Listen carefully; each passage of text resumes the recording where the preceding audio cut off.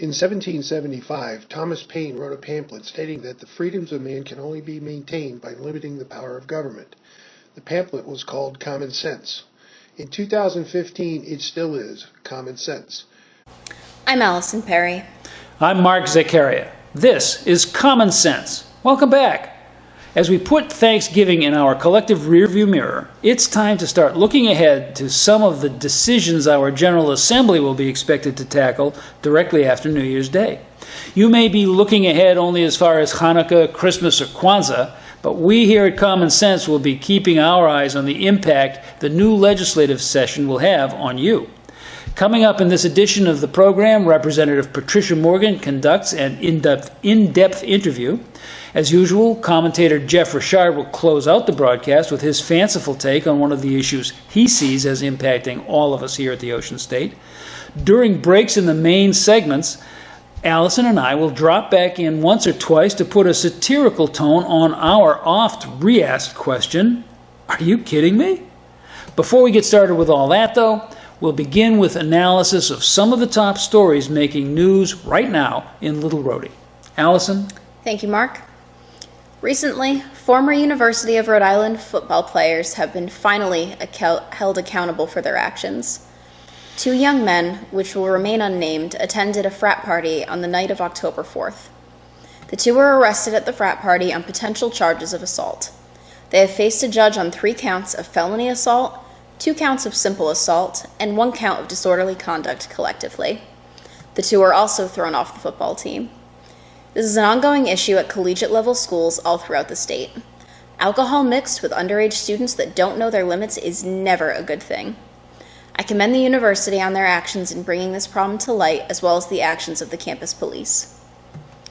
Underage drinking coupled with disorderly conduct has always been a problem at college campuses across the country, and typically with no recourse or action taken by campus officials, other than, say, a slap on the wrist and extra study hours given to athletes. It's high time that college students are held accountable for their actions. Back to you, Mark. Thank you, Alyson. Last week, all Rhode Islanders may have gotten a real helping hand when it comes to making sense of the 38 Studios mess. That assistance was provided by none other than State Representative Karen McBeth, a Democrat representing District 52 in Cumberland. She is the chair of the House Oversight Committee. Her panel was forced by the Speaker to pursue its investigation of the state's involvement with the failed video game startup without the benefit of subpoena powers. If that sounds to you like being asked to swim Save the Bay with one hand tied behind your back, you're not alone. But Rep. McBeth is apparently an expert at the side stroke. Here's what she did. She noticed that the loan was made to 38 studios against the state bonds, but without collateral since it was based on supposed future state tax credits authorized for filmmakers working in the state. The trouble is, coding a video game in Rhode Island is not the same as mounting a major film production here. Bank RI, who made the loan, should have known that. So how did the financing get through with no Bank RI loan review team sounding the alarm? To find out, Rep. McBeth wrote a letter to the Federal Securities and Exchange Commission, which certainly does have subpoena powers. In her capacity as House Oversight Chair, she was authorized to conduct correspondence. In her letter to the SEC, she asked them to look specifically into that transaction and to inform her of their findings. Oh, snap, Mr. Speaker. I dare you to take that and then ask for another. Okay. Now the feds are trying to find out which insiders at Bank RI directed the loan to be made despite its failure to meet federal requirements for collateral. Ouch. To top that off, there's a list of legislative glitterati of days gone by who may be about to be outed for cooking this deal up for personal gain. They include the present Speaker and his last 2 predecessors, Stephen Costantino, Fox friend Michael Corzo, and investigative wunderkinder Peter Kilmartin. In his column last week, financial whiz and Go Local Prov mindsetter Mike Riley wrote, and I quote, "If you really want us to move on, Mr. Mattiello, then grant subpoenas to whoever the Oversight Committee sees fit to question, including you. Until then, I think you are covering up and dirty." Unquote. So at airtime, the feds are still mulling over who wins the Dirty Dozen Award for the 38 Studios con, but there's no doubt that this week's Bill Belichick Do Your Job prize goes to Representative Karen McBeth. Good show, ma'am. Allison? Thank you, Mark. In the coming year, it could be up to the citizens of Rhode Island whether or not there will be a casino built in Tiverton. The Tiverton Town Council voted recently to have the casino question be on the statewide ballot come next November. John Taylor, chairman of Twin River Worldwide Holdings, believes that it is absolutely necessary that it be voted on, as it's a big issue for the town of Tiverton as well as the state of Rhode Island, both aesthetically and financially.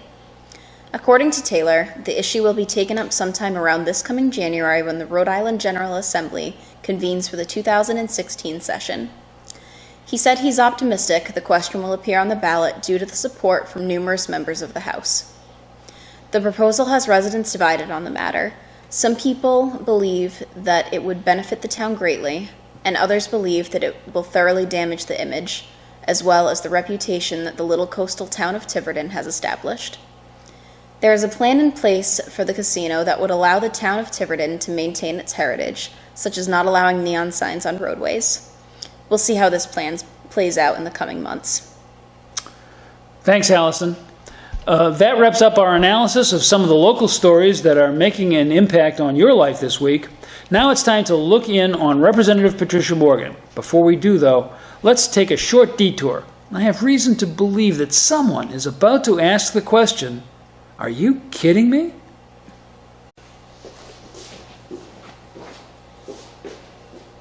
The park scores are in. You know, the replacement for kneecap tests in our schools. How do you think we did? Are you kidding me? Rhode Island education officials recently released the results from the state's new standardized test, giving educators and families across the state their very first look at how students did on this ill-fated Common Core style exam. The results were pretty bad. In the area of math, only 25% of students are performing at grade level. Urban schools are suffering. Only 37% of fourth graders are performing at grade level in reading.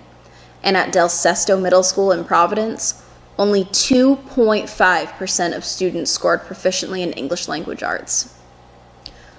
Why are we as a state not taking education more seriously? Schools in the suburbs are not the problem. Warwick, East Greenwich, and Tiverton schools scored at or above grade level. But when we have schools in the cities scoring at just under 3% proficiency, we have to ask ourselves, what are we doing? This situation is insane, and it's clearly time we make a change somewhere. As always, this begs the question, are you kidding me?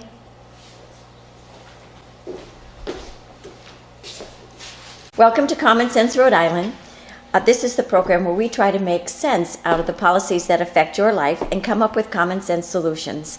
And good morning, I'm Representative Patricia Morgan, and we have with us today Mike Stenhouse, who is the CEO for Rhode Island Center of Freedom and Prosperity. Before we get started, Mike, I need to tell the viewers that I have an eye infection and I'm having a lot of trouble with the lights this morning.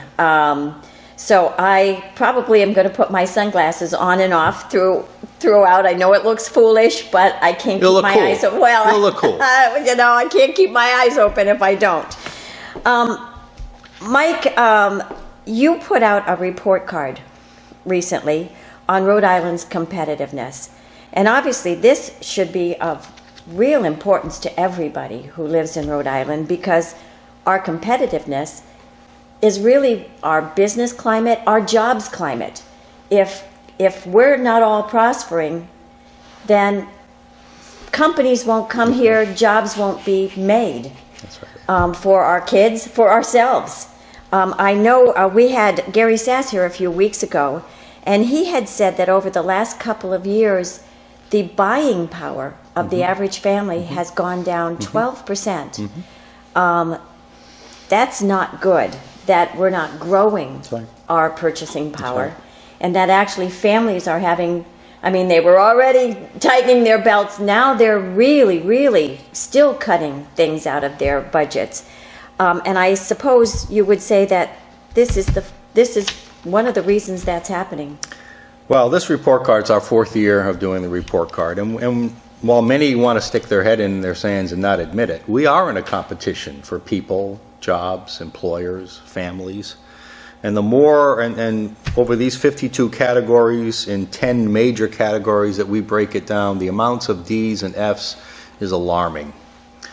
We are losing the competition. When we compare ourselves to other New England states, when we compare ourselves nationally to other states, no wonder why we are losing family members and losing employers and losing our retirees and losing our students, because our public policies are making Rhode Island not a very friendly place to raise a family or to build a career. And this report card breaks it down in pretty stunning, stark detail.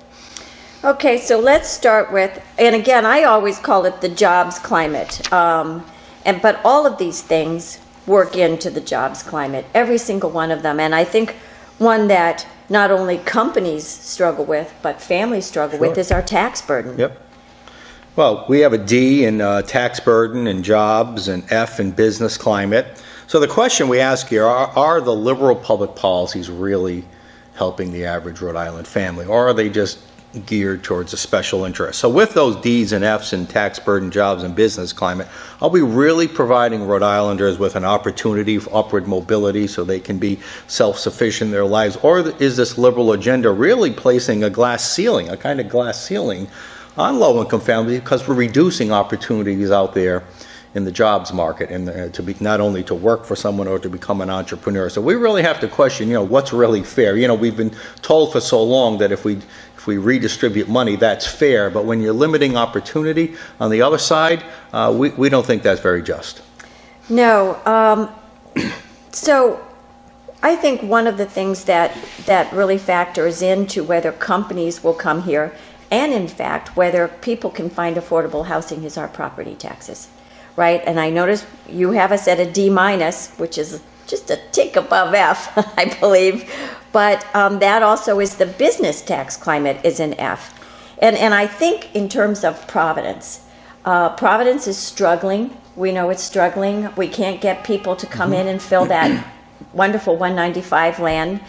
And I read a few years ago, maybe 2 years ago, a year ago, that we are the second, or Providence has the second highest corporate property tax in the country, just behind Detroit. Yep. Well, we know what happened to Detroit. It died. Yep.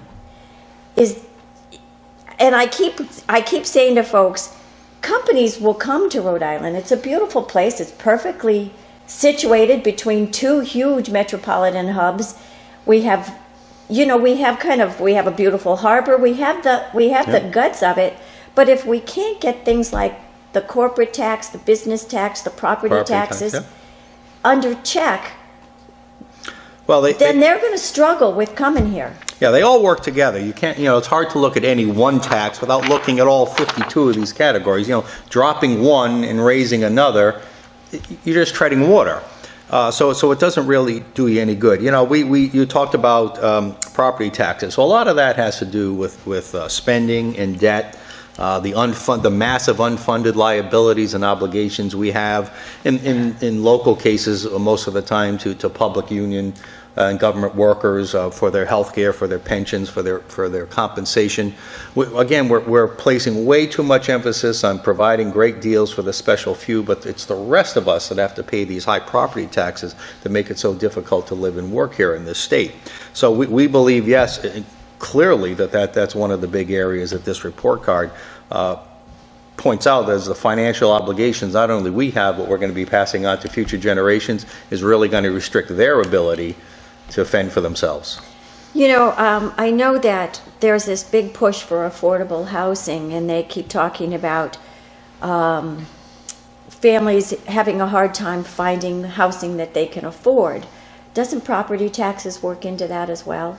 Because even if you're renting, right, whoever owns that house has to pay the property taxes and must put that into your rent. Well, there's a new push to try to even change that dynamic, where people who are in HUD, which is a federal agency in Washington, Housing and Urban Development, HUD subsidized housing, would pay lower property taxes, but guess what that means? Everybody else has to pay higher property taxes to support that. And there's a movement in our General Assembly to try to put in that two-tier tax system, which again, we think is patently unfair, patently unjust, and works against the economic interests of our state. So again, Before you go on, let's explain that a little bit more to our viewers. The subsidized housing, the HUD housing, the Section 8 housing, would get a lower, and right now enjoys a lower tax rate. I know in Woonsocket, they have been struggling against that for a long time because they have a lot of subsidized housing, government subsidized housing. But when you make those units pay less in property taxes, well, they still need to make a certain amount of money, so they just distribute it to everybody else. Yeah, and there's a moral component to this too. You just touched upon the financial aspect, but do low-income families really want special treatment, a special handout, and to be treated like they're not capable of fending for themselves and their families? Or, because remember, when we raise taxes on everyone else, we're hurting the overall state and local economy. So while we might provide a subsidy here, we're reducing opportunity for upward mobility over here. And I really wonder, what do low-income families really want? Do they want that handout, that special treatment that treats them like they're not capable? Or would they like the opportunity to work and achieve it on their own? And we think opening up our economy so we can provide opportunity for all Rhode Islanders is the best way to prosperity for us all. Well, I think that's a good, strong point that you made. I think that families who are here, they want to become prosperous. I think so. They don't want to stay. They want to work. That's right. They don't want to stay at the bottom rung. And if there are policies that keep them at the bottom rung, it's against their economic freedom, right? They want to be able to march up that economic ladder. And you just said the magic phrase, if I could just for 20 seconds. Yes, every family wants to work, be proud, have that soul-fulfilling, self-sufficiency. So why do we have policies that disincentivize work, that reward idleness? It's the public policies that are broken in this state, not the people of Rhode Island. I agree. And we'll be right back in just a moment. Throughout Rhode Island, there's a tug-of-war in progress in virtually every city or town. The municipal side raises most of the money, while the school department spends most of the money. So, how's that working out in general? Are you kidding me? In most cities and towns, the budget is split at least 70-30 in favor of the schools, and 80-20 is probably actually the norm. A number of things have driven up the cost of public schools at a rate far higher than the cost of police, fire, and public works that take the bulk of the leftovers. One of the biggest drivers of the increased school costs has been the U.S. Department of Education. Founded only in the late 1970s, the Federal Department of Ed has ballooned into a $67.1 billion line item in the U.S. budget. If we're paying for the actual schools here at the local level, what does the Federal Department of Ed do with all of that money? Sometimes it seems their 10,000 or so employees spend most of their time promulgating regulations and federal guidelines. In fact, another driver of local school budget increases has been the need to have highly skilled professionals on staff to keep up with all of the federal requirements. Many times it seems these professional school administrators can find justification in the morass of federal regs for just about any expenditure. Very few elected school committees contain members with similar expertise. So what we see all around the Ocean State is a standoff. Elected city and town councils are presented with school budgets to fund that are prepared by highly compensated administrators who are unaccountable to the voters. When asked for justification, these professionals of the educational complex can be heard to reply, "Federal requirement," or "It's for the kids." When pressed, they'll launch into deep dives into the latest alphabet soup of terms and buzzwords from the feds. Eyes glaze over. Council members feel powerless to evaluate. So budgets get passed, and when they do, there's usually nothing the municipality can then say about how they're spent. Game, set, match.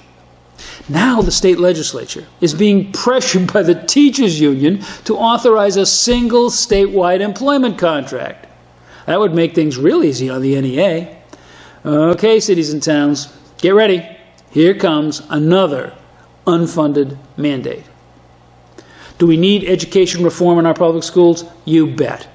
But it has to happen at the level of the cities and towns. We have to introduce competition to our public schools in the form of vouchers. We have to impose real metrics on our administrators. We have to demand that municipal expenditures for public schools can demonstrate real value for money to the average voter. Do you think that'll happen anytime before the apocalypse? Are you kidding me? I'm Representative Patricia Morgan. The Republican No Tolls Bridgeworks plan uses existing sources of revenue to fix our deficient bridges. This is money we're already taking from taxpayers. It doesn't require us to toll or borrow any additional funds. One of the areas that we're going to use is the State House budget, also known as the Joint Council of Legislative Services. The budget to run the State House is $42 million. That's for a part-time legislature. It has grown 60% over the last 12 years, and in that 12 years, we downsized the legislature. You have to remember that we're a part-time legislature. We are only here from January through June. There is no reason that we should be growing the budget at the rate that it has been, especially when our bridges are a safety issue for the rest of the citizens in the state. So we're going to take 10% of that budget, $4 million, to help raise the money for the Bridgeworks program. We think it's a better use. Welcome back to Common Sense. Today we have with us Mike Stenhouse, who is the CEO for the Rhode Island Center for Freedom and Prosperity. Thanks for coming. Always good to be here. We've been talking about the report card that you put out on Rhode Island's competitiveness. And obviously our competitiveness affects the way Rhode Islanders live, the prosperity of each of our families, and our financial security. And we talked a little bit before about income taxes, property taxes, and how those are a weight on our jobs climate. But also another weight on our jobs climate is education. Well, education for a number of reasons, both from a financial perspective and from a life perspective. You know, financially first, we receive a very poor value for our educational investment. We spend among the highest amount per student for government schools in the nation, but yet we receive middle of the pack or worse returns. We have the lowest high school graduation rate in New England, for instance. So taxpayers are not receiving a good value, and there's a lot of money going down the drain in our education system. What we need there are serious reforms, and as you know, our center is promoting a market-based reform, school choice, so that those few students who are stuck in bad schools, whose parents want better for them, we should allow them that option to go to some other public school or to be subsidized to go to a private school. Yeah, you talked about the school choice, and it wasn't just charter schools, it was all kinds of schools. The money follows the child right now. I know there's been some concern that would drive property taxes.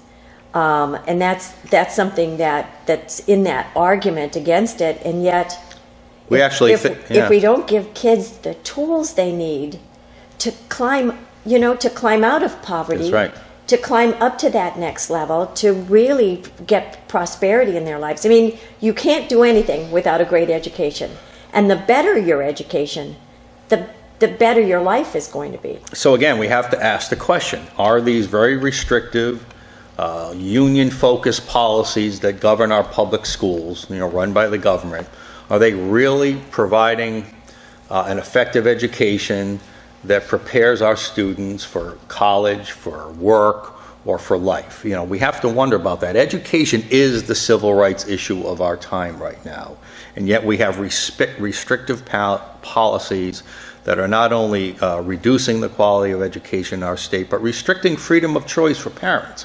We believe parents who love and know their children best should be the ones to decide where those children go to school, where their kids should be educated, what their educational path should be. Should it be in a public school? Should it be in a private school? Should it be homeschooling? And our policies should support that decision. Instead, our policies are geared to support and maintain the status quo, which, as we know, is very union and government oriented.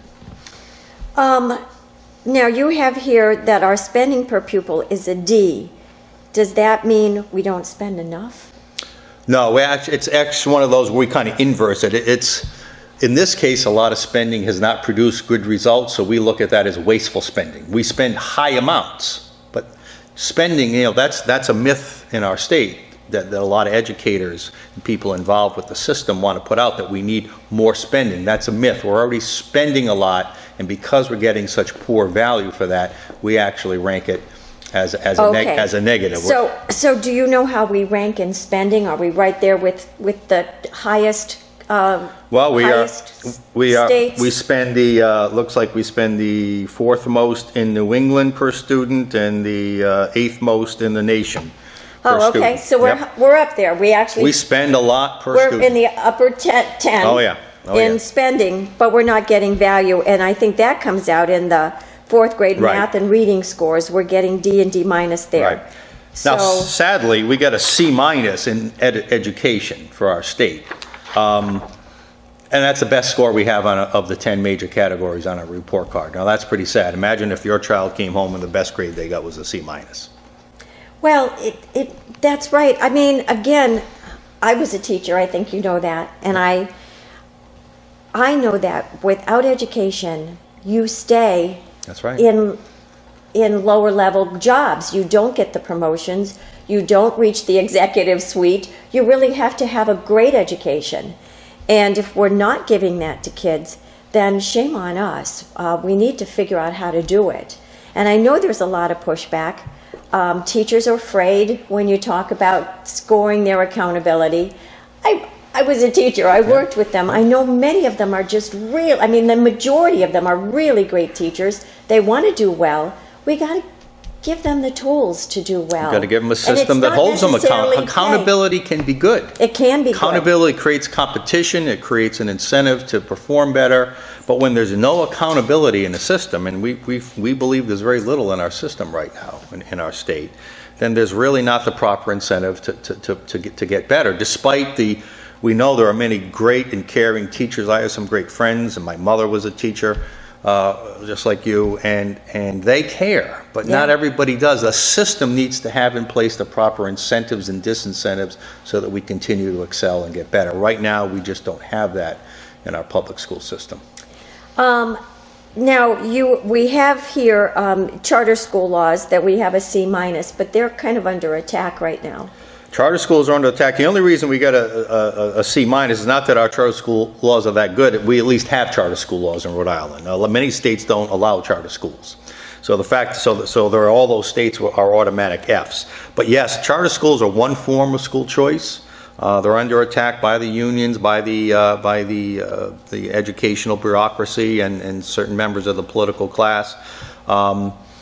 We have corporate tax credit scholarships also in our state. We want to open up a third avenue of choice, which is educational scholarship accounts, which would subsidize in large part. The largest part of the program would subsidize families to send their children to private schools if they so chose. Okay, I think it was maybe a week and a half ago, our park scores came out. All right, so you brought okay. Stunningly bad scores. Stunningly bad scores. That's just not good. I know that 2 years ago, the General Assembly agreed that we wouldn't use the kneecap. And the point was we needed to wait 2 years so that they would start the park scores. They said the park scores was a much more valid test, that by then all the curriculum would have been put in place. Kids would have gone through the curriculum enough that the park test was going to be the test that was valid and reliable. And we did horrible on it. Our kids didn't thrive, didn't perform well. Tell me what you think about that. I mean, to me, it's just, we can't be here. Our kids can't be here. I don't want to overplay the importance of the test, but it's one more major reason. I mean, our report card lists 7 or 8. I mean, there are many factors by which our educational performance is not acceptable in this state, and that we're underserving children of our state. And the park performance is the one that brought it home recently. We really must, like you said, we really must provide every child with a chance at life, and that begins with a great education. And we must, until we reform the entire system, we must provide more choice for more families. Well, just to talk about the park one more. I know that there's a lot of, oh, we hate standardized tests aren't good. They are a measure. That's right. They are just a measure. Yeah. Are they the whole ball of wax? No. And there are many other measures that support that. But you have to have that measure. Yes, you do. Right, so that you can measure our performance against other states, you know what? It against holds, districts, against, right? It holds the system accountable, and the system doesn't want any accountability. That's really what the argument's about. They won't be happy with any test. They don't want accountability. But parents want accountability. Yes. Yeah, I'm talking about the unions and the educational bureaucracy. Okay, well, and we will pause right then and be right back. A group of 35 students at Brown University, one of the most, shall we say, free-thinking colleges in the United States, have flown off of the deep end. The students from multiple organizations are demanding that the school make an effort to improve racial relations on campus. This comes after a student at Dartmouth in New Hampshire was detained on Sunday at a conference for Latino Ivy League students. Are you kidding me? Improve race relations? At one of the most liberal colleges in America? While we're at it, why don't we provide a juice box and carrot stick hour in the Commons so we can coddle this generation some more? Colleges are educational facilities. That's it. It is not the job of the college to play mediator over every petty, nonviolent issue when there are hardly any issues on this particular campus to begin with. Let's get real here. We're in college to learn, not to sit here and whine about non-existent issues. As always, I ask the question, are you kidding me?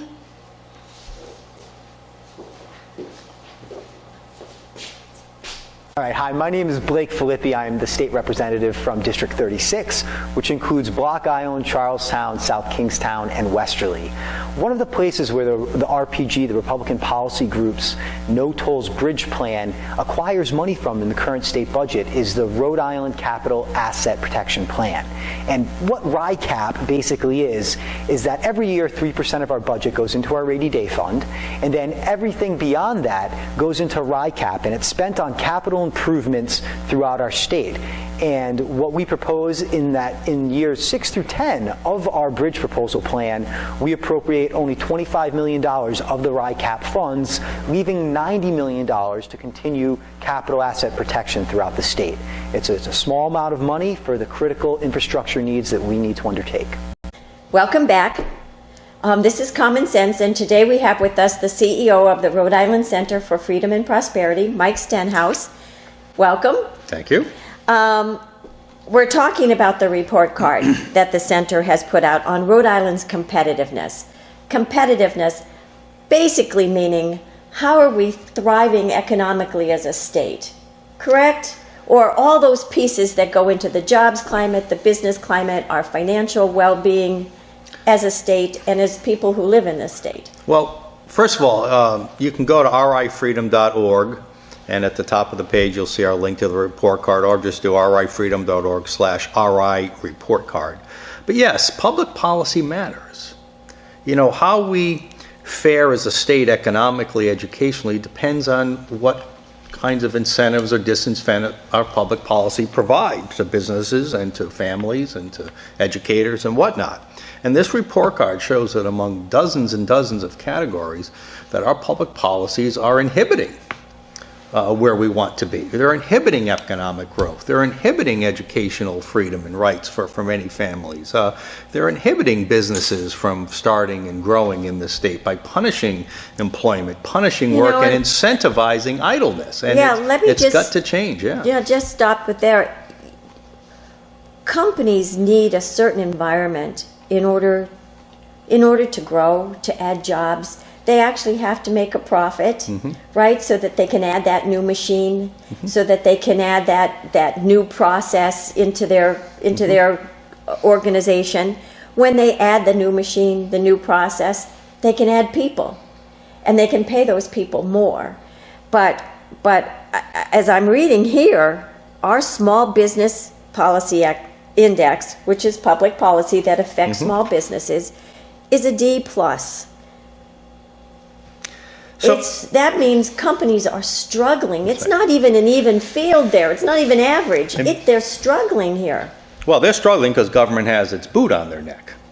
So, these indexes are they're not our judgments, first of all. Let me say this. This whole report card was put together years ago by an economist that said if I wanted to look at a state's economy, here are the factors I would look at. And then we just take the headlines that other groups, the Wall Street Journal, whoever it is, MSNBC, CNBC in some cases, all these great think tanks out there who put out all these, and we just compile them into one report card. So you're right, in the business index, we've all sadly heard the headline, Rhode Island ranks 45th out of 50th, or 50th, or last place for business climate.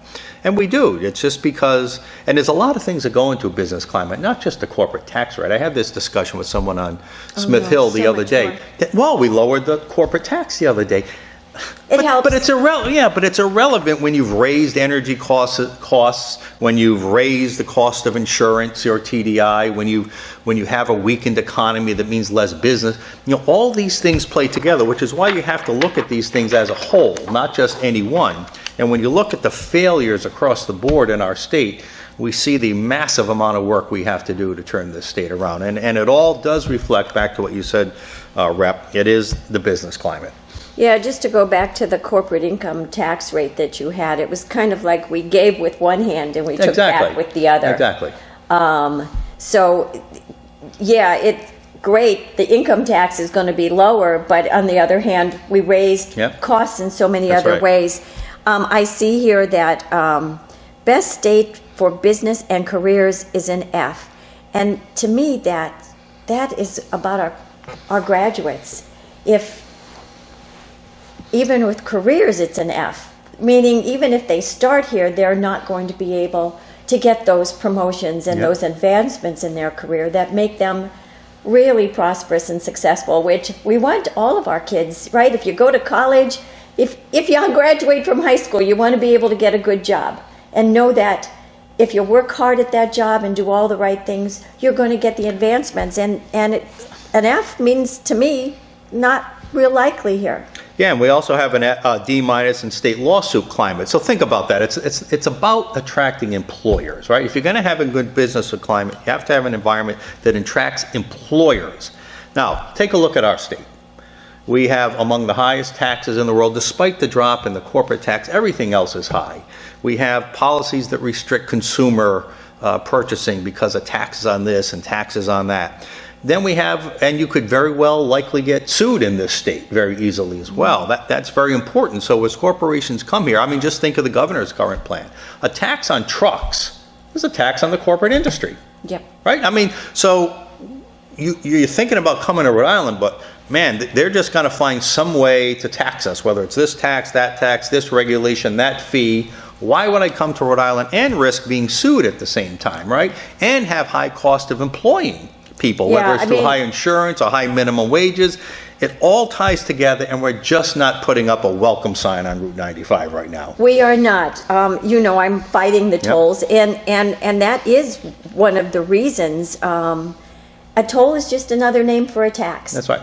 Right? Our small manufacturers, they use a lot of trucks for their raw materials. It's a tax on and then to business. send their finished corpse. It is a tax on business that's going to affect all of us. Well, they're not coming. You and I had a Farm Bureau dinner the other night. I never thought of it before, but the trucking tax would affect the shipping of their products, their produce, right, and everything they make on farms. They have to ship it to a manufacturer or to a grocery store or whatever, a retailer. That's a tax.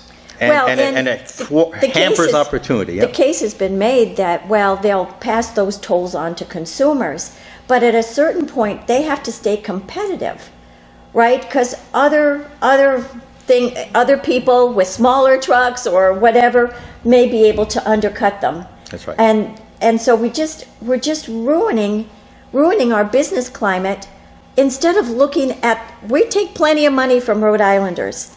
And I keep making the case, the Republican policy group went through the budget and we found the money from existing revenue, right? Just let's prioritize it. Let's use it better. Let's squeeze the waste and the insider politics out of it. I really recommend legislators look at this and lawmakers at the State House and the executive branch and say, instead of looking for new revenues like a toll, like the Taylor Swift tax or the Another tax on fee. rental property to support pet spending on special interests in the budget, why don't we look at systematically, start turning some of these F's and D's and C's into B's and A's, one at a time, so systematically create a better environment. Because right now, what you're going to also hear from the governor and this Brookings Institution plan coming up soon is we're going to keep this lousy environment for everybody else, but we're going to pick a few industries and we're going to pick a few geographies and we're going to pick a few localities where we'll give them tax breaks and let those people do well. Yeah. But the rest of us are going to stay mired in this horrible business climate, and that's not a way to grow an economy. No, it isn't. It's kind of like picking the people that you like the most and giving them a break, and everybody else pays right. the freight on it. You mentioned the lawsuit climate. I don't know if you know that, but since I was elected, I have been putting in legal reforms, and it's about litigation. We have a torts mean suing. Yep. That a lot of people will call it the deep pocket. So you might be in a car accident, and the person in front is hit by another person, and then the person behind might just tap it, but the person behind may be a truck from a small business, and even though he didn't cause the damage, he just tapped that second car because they have the most money, they have the largest insurance policies, they buy the entire accident. That's right. Well, that also would go then into their companies. And companies look at that and say, yes, they do. This is a very litigious area. We've really favored trial lawyers over defense lawyers. I think we need to favor justice and what's fair. So you look at taxes, you look at lawsuit, even our EPA, DEM, doesn't help businesses in our state. It's a culture that has to change. A culture that has to change. We're going to take a break with that, and we'll be right back. The question of Syrian refugees seems to have supplanted the Ebola threat as a catalyst for polarized panic among Americans. Are Rhode Islanders any different? Are you kidding me? My Neapolitan grandmother used to tell me that you always knew the third act of an Italian opera because that was the one when all the characters came on stage at once and all screamed together. So I guess this is the third act. 99% of the Syrian refugees are fleeing the chaos our own administration helped create by withdrawing from leadership in the world. Nobody's asking them where they want to go. The outbound stampede is tailor-made for ISIS, though. It's a cinch they're embedding as many of their fighters in this human tidal wave as they can. There's the other 1%. Now, American governors are rightly questioning the Obama administration's ability to identify, much less vet, any of these escapees. I don't think even the NSA has access to the database of the Syrian Department of Motor Vehicles. There's just no way to tell who's who. Meanwhile, faith-based organizations and a number of charities are openly wondering about the compassion of 21st century America. Naturally, the political left is amplifying those sentiments and trumpeting them into the veritable wails and moans of one coloring the right as heartless isolationists. The right is looking at what just happened in Paris and pointing out that the assault on Le Bataclan was not conducted by music critics. Yep, we're in the third act. When Americans on all sides of this issue calm down and get ready for the fourth act, this is what they'll figure out. America has always welcomed immigrants, be they from Syria or any place else. The problem with refugees is that they arrive on our shores in the midst of irrational flight. They can be expected to be dazed and confused and require a maximum of resources and attention. And of course, there will be a few really bad actors in the group somewhere.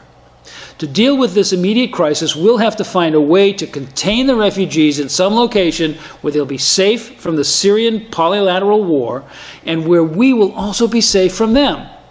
That's exactly what the Jimmy Carter administration did in 1980 with the Mariel boat people from Cuba. Then we have to take to heart the importance of having a plan and sticking to it when it comes to both foreign relations and global leadership, so we don't repeat this colossal screw-up. From your perch, right here in Little Rhodey, do you think we have both a state and a federal government that can do that? Are you kidding me? Welcome back. Today we have with us Mike Stenhouse, the CEO of the Rhode Island Center for Freedom and Prosperity. And looking at your report card, there's so many categories that we'd really like to talk about and in more depth. But I wanted to talk a little bit about energy, because I know people in their homes are struggling with the cost of electricity and oil and that. But if we're struggling in our homes with it, companies who consume a lot more energy are hurting even more. What are we doing wrong here? Because we got an F in energy freedom. Well, energy is measured across a lot of factors: the cost of electricity, gasoline taxes, residential costs, what we call energy consumer freedom. Mostly D's and an F there. But what we're doing here, here's the mistake we're making. Again, this is where a special interest agenda, namely climate change, sustainable development, green energy, whatever you want to call it, adherence to a special interest, I would call radical agenda, is more important than thinking about the out-of-pocket cost that families and businesses have to pay. When we have energy mandates that require a certain percentage of our state's energy portfolio must be of the renewable kind. And renewable energy right now is very expensive.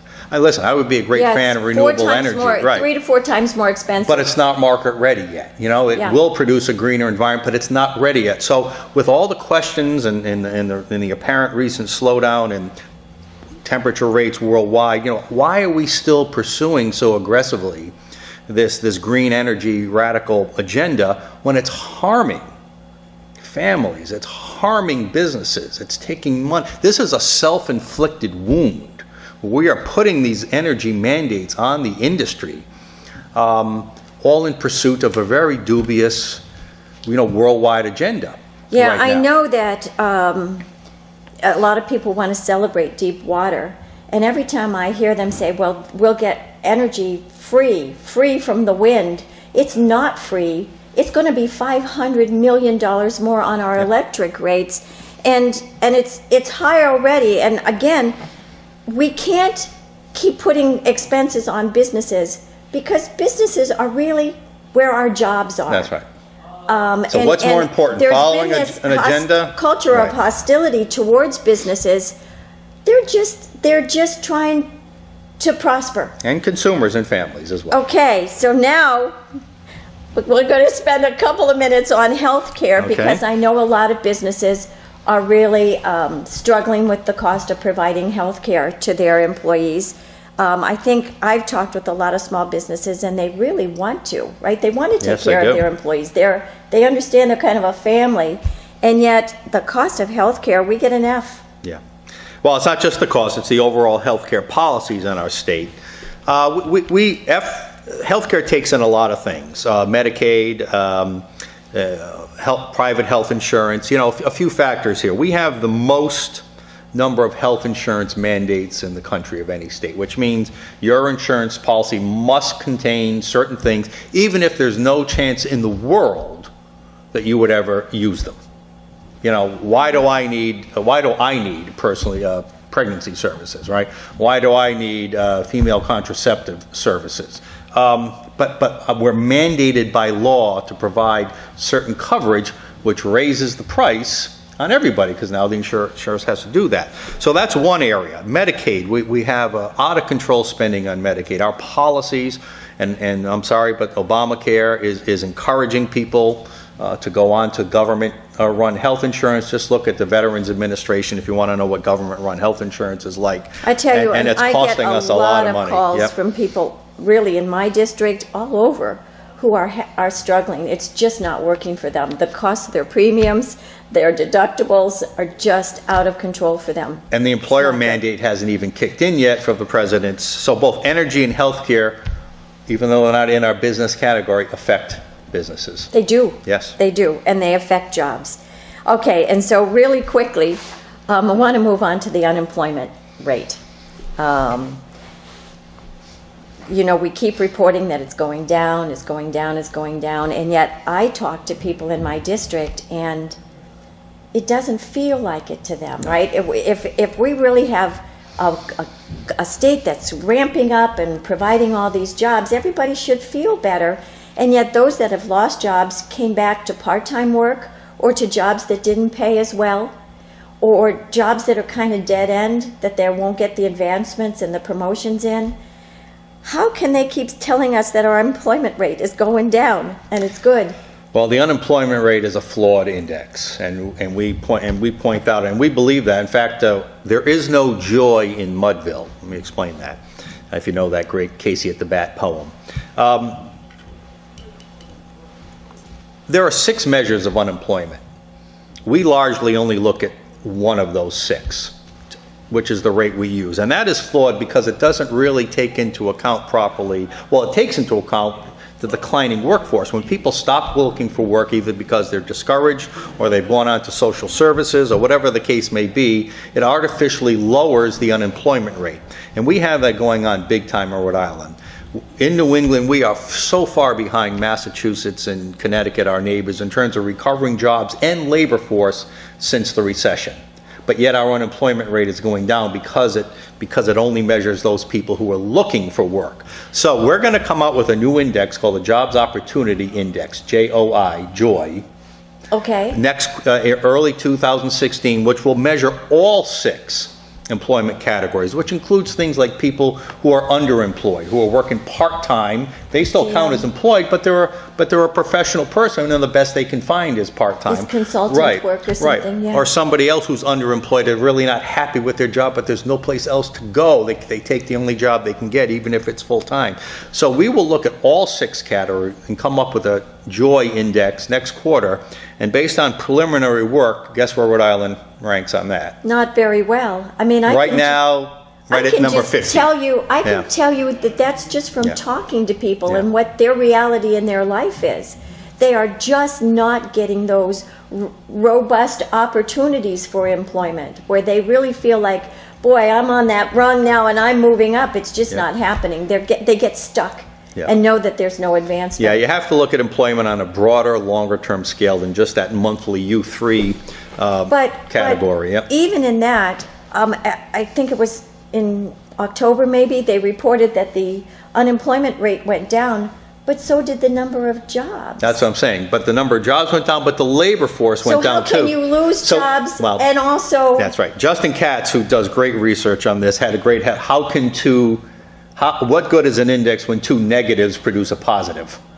Right. Jobs went down, labor force went down, which are negative, but yet the employment rate also went down, which is seen as a positive. You would think that if the unemployment rate goes down, that means you're producing jobs, but it was just the opposite. That's why it's a poor indicator, and that's why it's wrong for lawmakers to look at that employment and try to base policy on the false notion that our economy is improving and the jobs market is improving in the state, because it's not.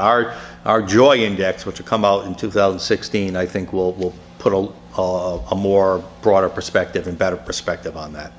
I tell you, and just as a legislator, trying to get at these pieces, like I said, just trying to do some changes to the legal environment. I've been working on it 5 years. We got rid of one regulation. It took 6 years to get rid of this hot water tank regulation. It's so difficult here in Rhode Island, and yet we can't take that amount of time to make the changes. We have to make them more aggressively if we're actually going to grow Rhode Island. It took decades and one step at a time to build up these walls and barriers. We got to start tearing them down one by one. Well, and hopefully your report card will give us an idea of where we have to go, and maybe we can get rid of some of these Fs. Thank you. Thanks for coming. I recently received an email from a good friend.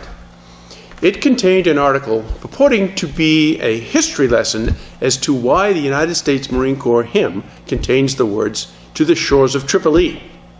Now, I knew a bit about the Barbary Wars, so I read on with interest to see if I remembered correctly.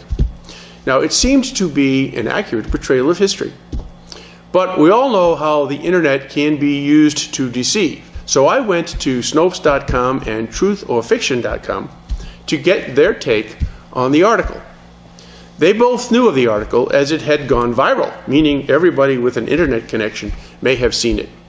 Both of these services verified that it was a true and faithful representation, at least as far as the historical facts were concerned. The true or false websites make no comment on the opinion side of the story. So I do commend the story to you. Now just go to your search engine and type in, quote, Thomas Jefferson versus the Muslim world, unquote. Got it? The story is about the birth of the United States Navy and the efforts of U.S. Marines assigned to the Navy ships. Just a note in passing, the Marine hymn has 3 verses. Now, we seldom get to hear the last 2. The hymn is the oldest official song in the United States military. The music is from the opera Geneviève de Brabant, which debuted in Paris in 1859. Now, seems some of our guys like the melody. Now, we don't know who wrote the lyrics to the hymn. So again, we Americans have a French connection. Okay, so the song starts out, from the halls of Montezuma to the shores of Tripoli. Now, wonder where these places are. One, of course, is in Mexico, and the other is the North African coast, the Barbary Coast. And that is where the connection to the Muslim world gets woven into the article. Briefly, the history goes something like this. Muslim pirates were terrorizing the Mediterranean Sea in the 1700s, meaning they were pirates attacking every ship they saw. They stole the cargoes and they took the crews hostage. Ransom was demanded and paid by all the maritime countries, including America, until President Thomas Jefferson had had enough. Congress had authorized the building of naval frigates, realizing that without the help of the British and French navies, the American merchants' fleet was unprotected at sea. When Jefferson was sworn in as president, he inherited a military option to combat the Barbary nations, and he exercised that option. Now, he sent a squadron of ships to North Africa and took on the 4 Muslim states of Tripoli, Tunis, Morocco, and Algiers. After 4 years, the battle was over and the piracy went away by 1815. Now, it makes for great reading for military history buffs. But the real message in the article concerns the dangers of Islam. The author relates the story of Thomas Jefferson and John Adams meeting in 1786 with Tripoli's ambassador to Great Britain to ask why his nation was attacking American ships and enslaving their crews. The 2 future presidents reported that the ambassador, whose name was Sidi Haji Abdul Rahman Aja, had answered, quote, that Islam was founded on the laws of the Prophet, that it was written in their Quran that all nations who would not have acknowledged their authority were sinners, that it was right and duty to make war upon them whenever they could be found, and to make slaves of all they could take as prisoners, and that every Muslim who should be slain in battle was sure to go to paradise, unquote. I guess those strong thoughts made an impression on Thomas Jefferson. When he had the resources to fight back, he took the option and did it with a congressional declaration of war supporting him. The message I got from the authors of the article was a warning that if we don't pay attention, we will relive the Barbary Wars. And I admit it is a compelling story when you see what is happening around the globe in the name of Islam. As the article suggests, America has a tradition of religious tolerance, but how far does it go when a religion is based on supremacism? One whose holy book not only condones but mandates violence against unbelievers. Well, history will determine who gets this one right. Lots of bad things have happened in the name of religion, but what would the world be like if there was no religion? Thank you for watching, and God bless.